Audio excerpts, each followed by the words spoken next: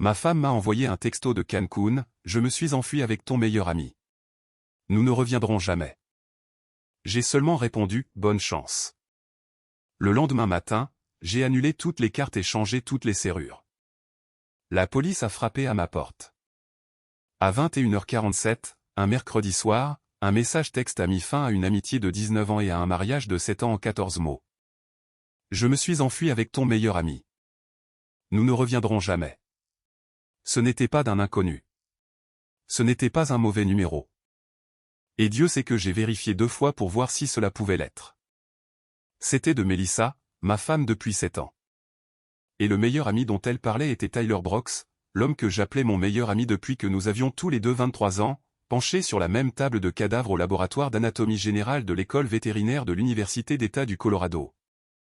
Nous jurons l'un à l'autre qu'un jour nous posséderions un cabinet ensemble au lieu de travailler pour quelqu'un d'autre toute notre carrière.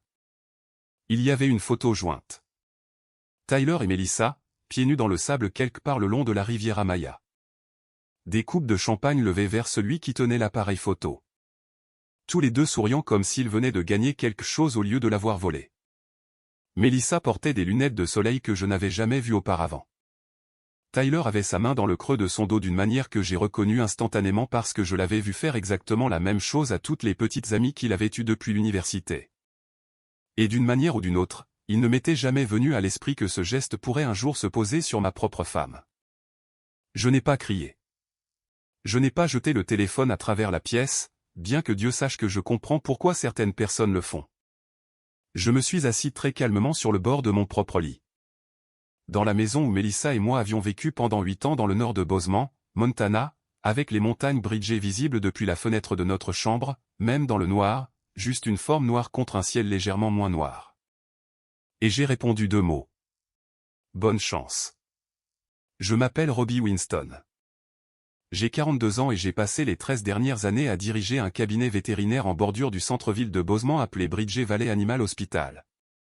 Un bâtiment bas en briques sur la 7e avenue Nord avec un parking en gravier qui s'inonde un peu chaque printemps lorsque la neige commence à fondre trop vite pour que les égouts pluviaux puissent suivre. J'ai cofondé ce cabinet avec Tyler l'année après que nous ayons tous les deux terminé nos résidences, à l'époque où nous étions assez jeunes pour croire qu'une entreprise bâtie sur l'amitié ne pourrait jamais vraiment mal tourner parce que l'amitié était censée être la seule chose au monde qui n'avait pas besoin de contrat. Je veux que vous compreniez quelque chose avant de vous raconter ce qui s'est passé au cours du mois suivant, parce que je pense que cela change la forme de tout ce qui vient après. Ce n'était pas seulement l'histoire d'une femme qui est partie. C'était l'histoire d'un partenaire commercial qui saignait discrètement cette entreprise à blanc depuis des mois avant de monter dans un avion pour Cancun. Et sur le type particulier de coup de poing dans l'estomac qui vient de la réalisation que la même personne vous a trahi 2 fois dans 2 pièces complètement différentes de votre vie en utilisant 2 clés complètement différentes. J'ai rencontré Melissa il y a 9 ans lors d'une collecte de fonds pour le refuge pour animaux du comté, à l'époque où elle travaillait comme physiothérapeute dans une clinique du centre-ville. Elle avait un rire qui remplissait une pièce sans jamais qu'elle ait à élever la voix pour le faire. Et en 6 mois, j'ai su que je voulais l'épouser. Et en 2 ans, je l'avais fait. Elle n'était pas une personne de grands animaux comme moi. Elle n'aimait pas beaucoup les matins de bonne heure, la boue et l'odeur particulière d'un appel à la grange qui a mal tourné, mais elle m'aimait assez pour apprendre quand même le langage de mon travail. Et pendant longtemps, cela semblait plus que suffisant. Je ne le savais pas encore, en la regardant apprendre ma sténographie maladroite pour l'élevage d'animaux au cours de ses premières années. Que la vie tranquille que nous construisions tous les deux entrerait un jour en collision avec le lent effondrement de Tyler de manière qu'aucun de nous n'aurait pu prédire à l'époque. Je me souviens aussi clairement que toute la nuit où Tyler et moi avons signé le bail du bâtiment qui allait devenir le Bridgey Valley Animal Hospital. Nous avions tous les deux 29 ans, assis dans le parking en gravier après coup dans son camion parce qu'aucun de nous ne se sentait encore assez sûr pour conduire, nous passant une bouteille de champagne bon marché parce que c'était tout ce que nous pouvions nous permettre pour célébrer. Nous le faisons vraiment, a dit Tyler, regardant le bâtiment sombre et vide à travers le pare-brise. 2 gars de Fort Collins qui ouvrent un cabinet dans le Montana avec environ $4000 entre nous. 4001 rêves, Tyler. Je lui ai dit, ne nous sous-estimons pas. Il a ri à cela, ce grand rire facile qui faisait que les étrangers dans les restaurants se retournaient et souriaient sans savoir pourquoi. Tu vas être le stable, a répondu Tyler. Celui à qui les clients confient la mauvaise hanche de leur vieux chien. Je vais être celui qui fait entrer de nouveaux clients. c'est le marché, n'est-ce pas? Ça a toujours été le marché. C'était plus ou moins le marché depuis 13 ans. Je faisais les chirurgies, les diagnostics difficiles, le réconfort silencieux dont un propriétaire effrayé a besoin à 2 heures du matin quand son cheval a des coliques. Tyler faisait les sorties de golf avec les éleveurs, les déjeuners du Rotary Club, le charme facile qui transformait les étrangers en clients fidèles avant même qu'ils aient franchi notre porte d'entrée. Je me suis dit pendant plus d'une décennie que cette division du travail était simplement la façon dont deux hommes très différents faisaient fonctionner une seule entreprise. Je ne me suis jamais permis d'examiner à quel point j'avais discrètement absorbé les finances réelles de mon côté de cette division aussi, parce que Tyler détestait les chiffres. Et détester les chiffres est apparemment un trait de personnalité très pratique pour un homme qui prévoit éventuellement d'en voler certains. Tyler, pendant ce temps, avait été le témoin à notre mariage. Il avait tenu ma bague pour moi à l'hôtel. Il avait passé d'innombrables dimanches après-midi à notre table de cuisine à travailler avec moi sur les budgets du cabinet. Nous deux partageant une caisse de bière et nous disputant pour savoir si nous avions besoin d'une deuxième machine à ultrasons. Et Mélissa avait préparé le dîner pour nous deux plus de fois que je ne pouvais compter. Nous trois riant autour de cette même table comme si l'arrangement était permanent, comme si rien dans cette configuration particulière n'aurait jamais besoin de changer. Je ne le savais pas encore. Assis sur le bord de mon lit avec mon téléphone encore chaud dans ma main. Que la même amitié à laquelle j'avais confié mon mariage avait aussi, discrètement et pendant des mois, vidé l'entreprise que nous avions construite ensemble. Et que les 14 mots de Mélissa n'étaient que la première moitié d'une trahison que je n'avais même pas encore commencé à mesurer. Bon retour à Sweet Family Revenge. Prenez vos collations, mettez-vous à l'aise, et rappelez-vous que les personnes dans ces histoires avaient toutes les chances de bien se comporter. Elles ont simplement fait le mauvais choix. Laissez un commentaire et assurez-vous de vous abonner. Vous allez adorer être ici. Je suis resté avec ce texto pendant presque une minute entière avant de faire quoi que ce soit d'autre, fixant la photo. Non pas parce qu'une partie de moi espérait encore que ce n'était pas réel, mais parce que j'ai passé suffisamment d'années en tant que vétérinaire à apprendre à remarquer les détails sous pression. Et un vieil instinct en moi a commencé à faire exactement cela au lieu de m'effondrer. Le complexe hôtelier en arrière-plan avait l'air cher. Le champagne avait l'air cher. Les lunettes de soleil de Mélissa avaient l'air chères. Et je savais, avec la clarté froide d'un homme qui fait lui-même la comptabilité du cabinet la plupart des mois parce que Tyler prétendait toujours détester le côté financier, presque exactement combien d'argent aurait dû se trouver sur l'un ou l'autre de leurs comptes personnels cette semaine-là. Ce n'était pas assez pour tout ça, pas du tout. Cette pensée s'est installée dans ma poitrine comme de l'eau glacée, et elle m'a conduit quelque part où je souhaite sincèrement qu'elle ne l'ait pas fait. J'ai ouvert l'application bancaire du Bridge Valley Animal Hospital. Le compte professionnel partagé auquel Tyler et moi avions tous deux accès depuis l'année de notre ouverture, à l'époque où se faire entièrement confiance avec l'entreprise semblait être tout l'intérêt de s'associer avec un ami en premier lieu. Je veux expliquer quelque chose sur la façon dont un cabinet vétérinaire dépense réellement de l'argent parce que c'est important pour ce que j'ai trouvé. Nous commandons constamment des fournitures, des vaccins, des sutures chirurgicales, de l'anesthésie, des régimes sur ordonnance, du produit de contraste pour imagerie auprès d'une poignée de distributeurs vétérinaires qui tournent. Et ces factures arrivent par dizaines chaque mois, assez pour qu'aucun de nous n'ait jamais regardé de près une facture individuelle depuis des années, parce que pourquoi le ferions-nous? Nous nous faisions confiance. C'était censé être toute l'architecture de l'arrangement. J'ai remonté de 4 mois, puis 6, puis 8. Là, enfoui parmi les vraies factures de vrais distributeurs que je reconnaissais de nom, se trouvait un fournisseur dont je n'avais jamais entendu parler, Summit Ridge Veterinary Supply. Des frais mensuels récurrents, toujours juste en dessous du seuil qui aurait déclenché une deuxième signature selon notre propre politique interne, allant de $2 000 à un peu plus de $3 000 par mois, et ce depuis près d'un an. J'ai cherché le nom du fournisseur.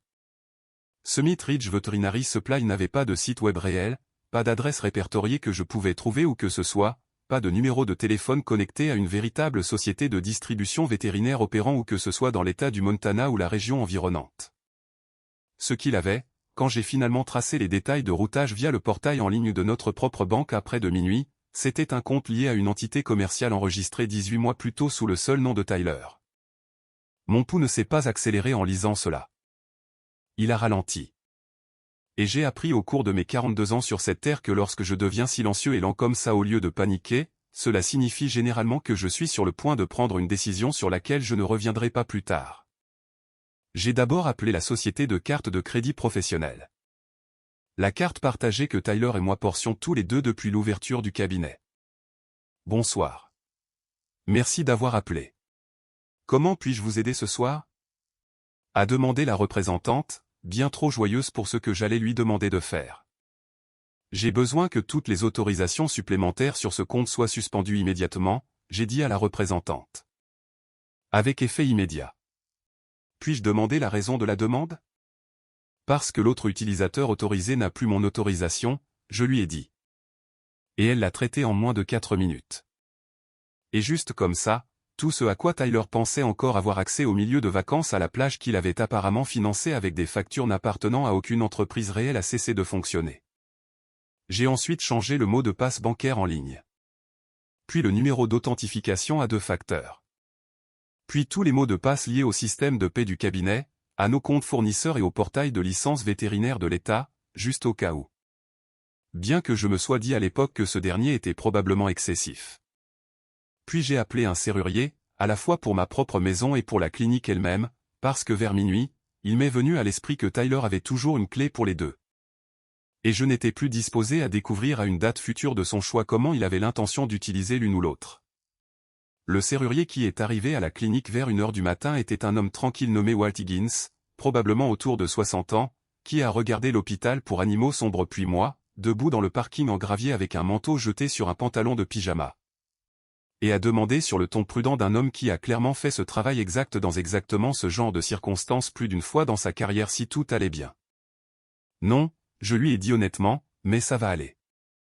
Il n'a pas posé d'autres questions après cela. Il s'est juste mis au travail et pendant près de 2 heures, le son de sa perceuse a été le seul son dans tout le quartier, porte d'entrée, entrée arrière, la petite porte latérale près de la salle de chirurgie. Jusqu'à ce que chaque serrure pour laquelle Tyler avait jamais porté une clé ne signifie plus rien du tout. Je suis rentré chez moi après et j'ai dormi contre toute attente que j'avais en entrant, près de 5 heures ininterrompues. Je me suis réveillé à 7h14 le lendemain matin au son de quelqu'un qui frappait à ma porte d'entrée assez fort pour faire trembler le cadre.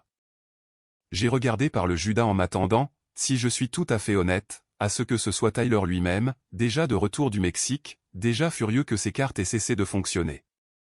Une partie de moi était presque prête pour ce combat. Ce n'était pas Tyler. C'étaient 2 policiers de Bozeman en uniforme.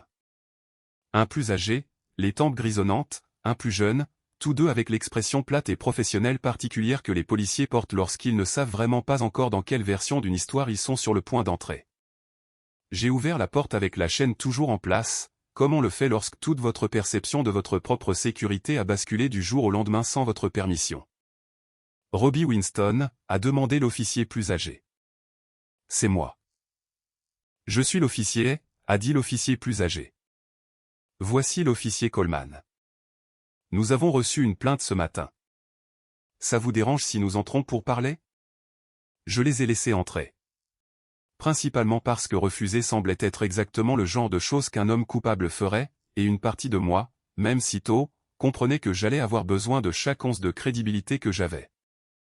Nous avons reçu un appel tôt ce matin, a dit l'officier, debout dans mon propre salon avec son chapeau à la main.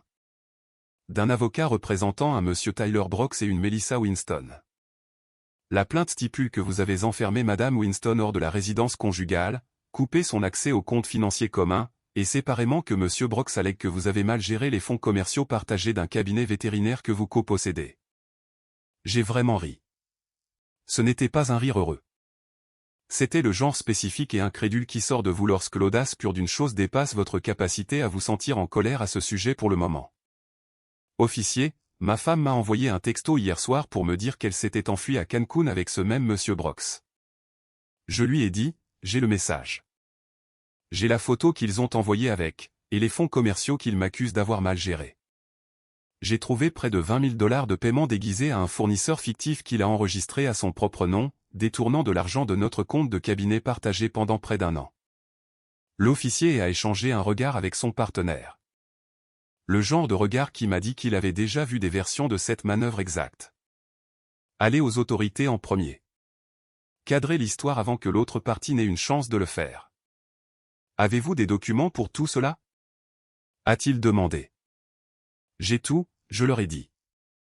les relevés bancaires, le dépôt d'enregistrement du fournisseur, le message texte, la photo. Donnez-moi 10 minutes. Je veux vous dire, assis là à ma propre table de cuisine à extraire des dossiers sur mon ordinateur portable pendant que 2 policiers attendaient, que je me sentais justifié. Principalement, je me sentais juste fatigué d'une manière qui allait bien plus loin que ce qu'une mauvaise nuit de sommeil pouvait expliquer. L'officier a tout examiné attentivement. Et à la fin, sa posture était passée de professionnellement neutre à quelque chose de plus proche de discrètement sympathique, ce qui est à peu près autant d'émotions que l'on peut raisonnablement attendre d'un policier à 7h30 du matin. Cela ne va pas avancer en tant que plainte domestique contre vous. L'officier a dit, étant donné ce que vous nous avez montré, je vous recommande fortement de faire appel à un avocat aujourd'hui, à la fois pour le divorce et pour tout ce qui se passe avec l'entreprise. Cela a la forme de quelque chose de considérablement plus grand qu'une porte verrouillée. Il avait raison. C'était le cas. Mélissa m'a appelé elle-même 2 jours après la visite de la police, d'un numéro que je ne reconnaissais pas. Et contre mon propre meilleur jugement, j'ai répondu. Robbie, a dit Mélissa, et sa voix semblait plus mince que dans mon souvenir. Comme si la version de la confiance qu'il avait fait monter dans cet avion avait déjà commencé à s'estomper quelque part au-dessus du golfe du Mexique. J'ai besoin que tu saches que je n'étais pas au courant pour l'argent. Quoi que Tyler ait fait avec les comptes du cabinet, ce n'était pas moi. Savais-tu qu'il a enregistré un faux fournisseur à son propre nom il y a 18 mois? Je lui ai demandé, parce que c'est à peu près au même moment où tu as commencé tes voyages entre filles, Mélissa. Ceux avec des amis que tu ne m'as jamais présentés. Il y a eu une longue pause de son côté. Je n'ai pas demandé d'où venait l'argent pour quoi que ce soit, a-t-elle finalement dit. Je sais comment ça sonne. Ça sonne comme si tu en savais assez pour ne pas demander, je lui ai dit. C'est une façon de savoir en soi. Je n'essaie pas de défendre ce que je t'ai fait, a-t-elle admis. Et pour un bref instant, quelque chose dans sa voix ressemblait vraiment à la femme que j'avais épousée plutôt qu'à celle sur la photographie. Je ne veux juste pas tomber pour quelque chose que je n'ai pas planifié. Alors je parlerai à ton propre avocat de la distance réelle que tu as avec un homme qui finançait tes vacances avec l'argent volé du cabinet, je lui ai dit. Parce que de mon point de vue, cette distance pourrait être beaucoup plus mince que tu ne l'espères. J'ai raccroché le téléphone après ça et je suis resté assis à ma table de cuisine pendant un long moment. Non pas parce que l'appel avait fait mal de la manière que j'attendais, mais parce qu'il ne l'avait pas fait. 7 ans de mariage et la chose la plus bruyante qui restait entre nous était une femme inquiète de sa propre exposition juridique plutôt qu'un seul mot de remords sincère pour les 9 années que nous avions réellement construites ensemble. J'ai appelé un avocat le même après-midi, une femme vive et pragmatique nommée Samantha Reyes, qui s'occupait des litiges de petites entreprises et des divorces dans tout le comté de Gallatin depuis près de 20 ans. Recommandée par un autre propriétaire de cabinet en ville qui avait eu besoin de ses services pour des raisons considérablement moins dramatiques que les miennes. Expliquez-moi tout, a dit Samantha. Dans son bureau sur Main Street lors de cette première réunion, un bloc-notes déjà ouvert devant elle. Commencez par le cabinet, car c'est la partie où le temps presse déjà. Je lui ai raconté tout ce que j'avais trouvé. Le fournisseur fictif, les frais mensuels déguisés, l'entité commerciale enregistrée au seul nom de Tyler 18 mois plus tôt, environ 2 mois avant, je réalisais maintenant avec une nouvelle vague de nausées. Que Mélissa avait commencé une nouvelle habitude de voyage entre filles avec des amis qu'elle n'avait jamais mentionné auparavant. Des voyages que je comprenais maintenant n'étaient pas du tout avec des filles. C'est un cas de détournement de fonds assez clair. Samantha m'a dit, feuilletant les imprimés que j'avais apportés, des fonds de fournisseurs déguisés détournés d'un compte professionnel détenu conjointement, une documentation montrant que l'entité a été créée secrètement. Nous voudrons qu'un expert comptable judiciaire officialise le montant total, mais d'après ce que vous me montrez, j'estimerais que nous nous situons entre 18 000 et 22 000 $ sur environ 10 à 12 mois. Elle a fait appel à une experte comptable judiciaire nommée Grace Sullivan. La semaine suivante, une femme méticuleuse dans la cinquantaine qui avait passé plus de 2 décennies à démêler exactement ce genre de vol silencieux et au ralenti pour les petites entreprises de tout l'État. Grace a passé près de 3 semaines à examiner l'historique financier complet de Bridger Valley. Et le chiffre final qu'elle m'a remis, imprimé et surligné en jaune sur 4 pages distinctes, était de 21 460 $, détourné par tranches mensuelles soigneusement dimensionnées pour rester juste en dessous du seuil qui aurait requis ma deuxième signature. Il a été patient à ce sujet, m'a dit Grace, assise en face de moi à la table de conférence de Samantha. Celui qui a mis cela en place comprenait suffisamment bien vos contrôles internes pour travailler juste en dessous de chaque mois pendant près d'1 an. Ce n'est pas impulsif. C'est quelqu'un qui a passé du temps réel à réfléchir à la somme exacte qu'il pouvait prendre sans que vous ne le remarquiez. Je suis resté avec cette phrase pendant un long moment après son départ. Tyler n'était pas simplement tombé dans une liaison avec ma femme. La façon dont les gens décrivent parfois ces choses, un choix soudain et imprudent fait dans le feu d'un moment imprévu. Il avait construit toute une structure financière secrète, mois par mois, bien avant qu'aucun d'eux ne mette les pieds dans un avion pour le Mexique. La liaison et le vol n'étaient pas deux trahisons distinctes qui se sont superposées.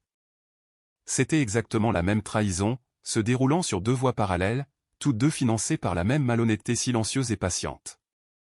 Pendant ce temps, de retour à Bozeman, la nouvelle avait commencé à circuler dans la petite communauté vétérinaire et d'élevage locale très soudée, comme la nouvelle le fait toujours dans une ville de cette taille.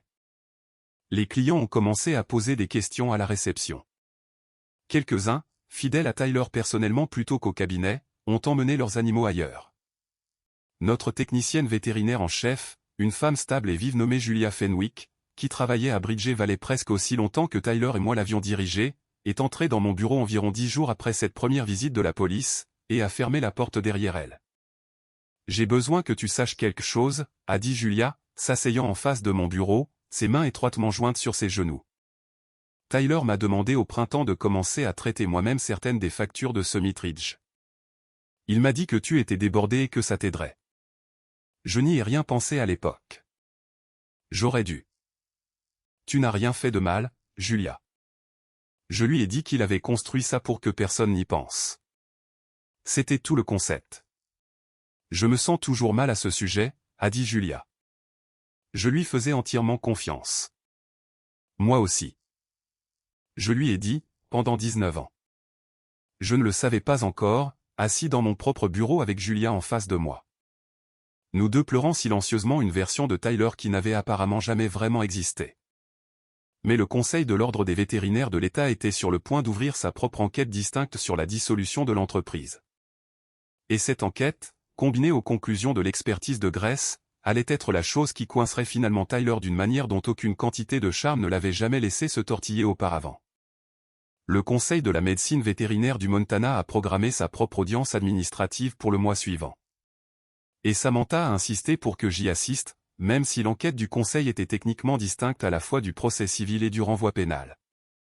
Ils prennent la mauvaise conduite financière au sein d'un cabinet agréé au sérieux. Elle me l'a dit sur le chemin de l'audience à Helena, encore plus sérieusement que la plupart des gens ne s'y attendent. Une licence vétérinaire comporte une confiance publique, de la même manière qu'un médecin ou un avocat. Et un conseil comme celui-ci n'aime pas découvrir qu'un de ses titulaires de licence dirige tranquillement une société écran à côté. L'audience elle-même était une affaire sobre, presque clinique. 3 membres du conseil assis derrière une longue table dans un bâtiment de bureau de l'État. Le rapport d'expertise de Gress Sullivan a été versé au dossier page par page. Les factures déguisées de Summit Ridge projetées sur un écran pour que toute la salle puisse les examiner. L'avocat de Tyler a soutenu sans grande conviction que les fonds détournés représentaient un différend commercial interne entre partenaires plutôt qu'une véritable faute professionnelle en matière de licence. La présidente du conseil, une femme à la voix douce nommée Dr Angela Ahern, n'a pas semblé particulièrement émue par cet argument. Dr Brooks, a dit le Dr Ahern en s'adressant directement à Tyler, enregistrer un fournisseur fictif sous votre propre nom et déguiser des détournements mensuels d'un compte de cabinet détenu conjointement pendant près d'1 an n'est, selon aucune définition raisonnable, un différend commercial ordinaire. C'est une dissimulation, entretenue délibérément contre un partenaire qui vous a fait confiance avec un accès égal à ses fonds.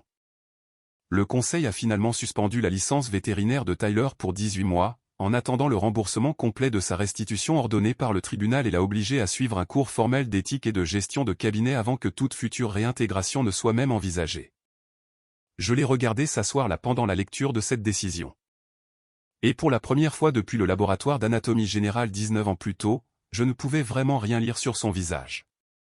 Le divorce a suivi son cours devant le tribunal de district du comté de Gallatin au cours des mois suivants, et compte tenu des preuves de fraude financière que Samantha avait déjà rassemblées, il s'est réglé avec beaucoup moins de drame que ce à quoi je m'étais préparé. L'avocat de Melissa, une fois qu'on lui a montré toute l'étendue de ce que Tyler avait réellement fait, lui a discrètement conseillé que se battre pour un règlement plus important. alors que son propre nom apparaissait à plusieurs reprises dans les dossiers bancaires liés à une affaire de détournement de fonds actifs de son petit ami, n'était pas une colline sur laquelle il valait la peine de mourir. La maison est restée à moi, car je l'avais possédée entièrement pendant 6 ans avant même que nous nous marions. Mon compte de retraite est resté à moi. Mélissa a gardé sa voiture et ses économies personnelles. Et pour autant que je sache, tout ce qui restait de la version d'elle-même qui pouvait encore regarder les gens de cette ville dans les yeux. J'ai entendu dire par un ami commun qui prenait encore de mes nouvelles de temps en temps que Mélissa avait déménagé à Missoula le printemps suivant, avait pris un poste de physiothérapeute dans une clinique près de l'université. Et avait complètement cessé de voir Tyler à peu près au moment où son propre renvoi pénal est devenu réel plutôt que théorique. Je n'ai pas demandé plus de détails que cela quand je l'ai entendu, et je n'en ai pas cherché depuis. Il y a certaines choses que vous finissez par ne plus vouloir savoir parce que le savoir ne vous apporterait rien qui en vaille la peine. L'affaire de Tyler a suivi une voie entièrement distincte, à la fois par le biais d'un procès civil que Samantha a intenté au nom du cabinet et d'un renvoi pénal pour détournement de fonds que le bureau du procureur du comté de Gallatin a finalement décidé de poursuivre étant donné l'ampleur et la durée de la fraude. Il a finalement accepté un accord de plaidoyer plutôt que de risquer un procès. Restitution intégrale des 21 460 $ structurés en paiement mensuel surveillé par le tribunal. Une renonciation permanente à sa participation dans Bridger Valley Animal Hospital et une plainte officielle déposée auprès du Conseil de l'Ordre des vétérinaires de l'État qui mettait sa propre capacité à exercer n'importe où dans le Montana en grave péril. Je l'ai vu une dernière fois dans le couloir à l'extérieur d'une salle d'audience du comté de Gallatin le jour où le règlement civil a été officiellement enregistré. Samantha se tenait à côté de moi avec les papiers signés à la main. Il semblait plus mince que dans mon souvenir, son costume tombant différemment sur ses épaules. Le charme facile qu'il avait porté à travers 19 ans d'amitié et apparemment une année entière de vol silencieux presque entièrement vidé de lui. « Robbie » a dit Tyler. Je me suis arrêté, mais je ne me suis pas retourné tout de suite. « Je peux dire quelque chose » a-t-il demandé. « Tu peux le dire ici » je lui ai dit. Samantha est restée exactement où elle était, à côté de moi. « Je sais que tu me détestes » a admis Tyler. « Non » je lui ai dit. Et ça m'a surpris de voir à quel point c'était vrai, en le disant à voix haute dans ce couloir. La haine signifierait que je ressens encore quelque chose de proche de toi. Je ne ressens plus rien de proche de tout ça.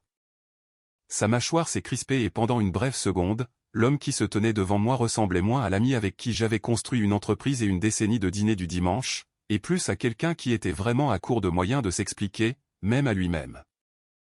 Je ne sais pas comment j'ai laissé les choses aller aussi loin, a admis Tyler. Je le crois, je lui ai dit. Non pas parce que ça excuse quoi que ce soit.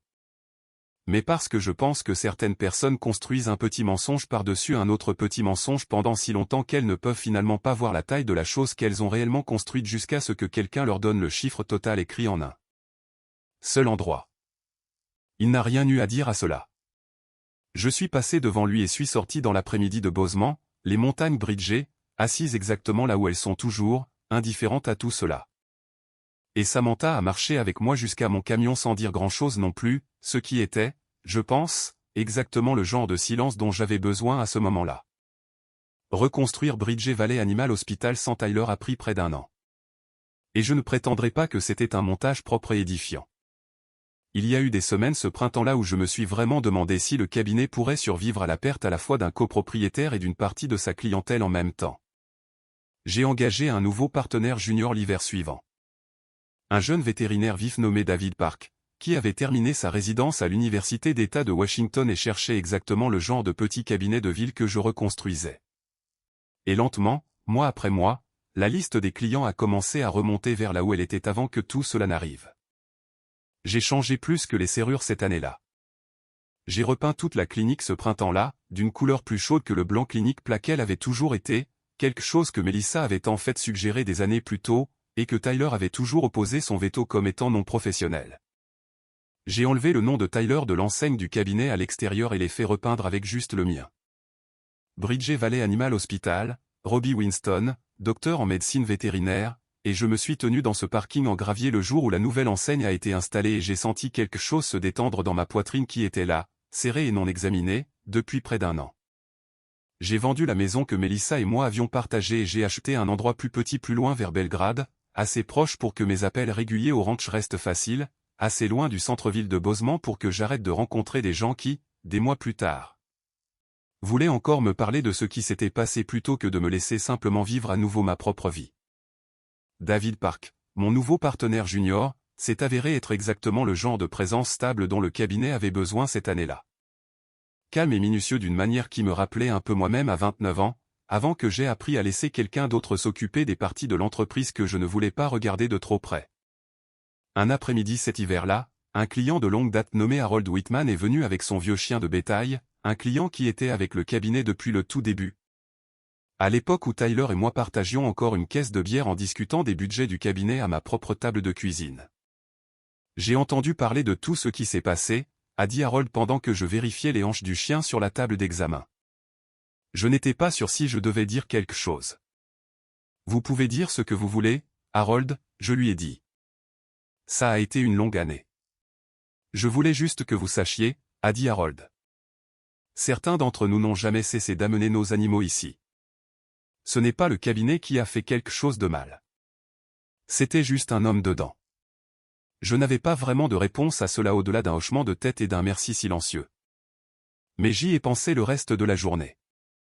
Longtemps après que Harold et son chien soient rentrés chez eux, c'était la première fois depuis que tout s'est effondré que quelqu'un dans cette ville avait tracé cette ligne particulière à voix haute entre l'entreprise que j'avais réellement construite et l'homme qui en avait discrètement vidé une partie de l'intérieur.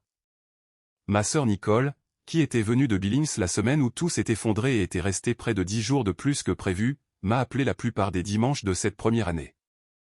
Et un soir à la fin de l'été, assis sur ma nouvelle terrasse arrière avec 2 bières entre nous, elle m'a regardé pendant un long moment avant de finalement parler. « Tu sembles différent », a dit Nicole.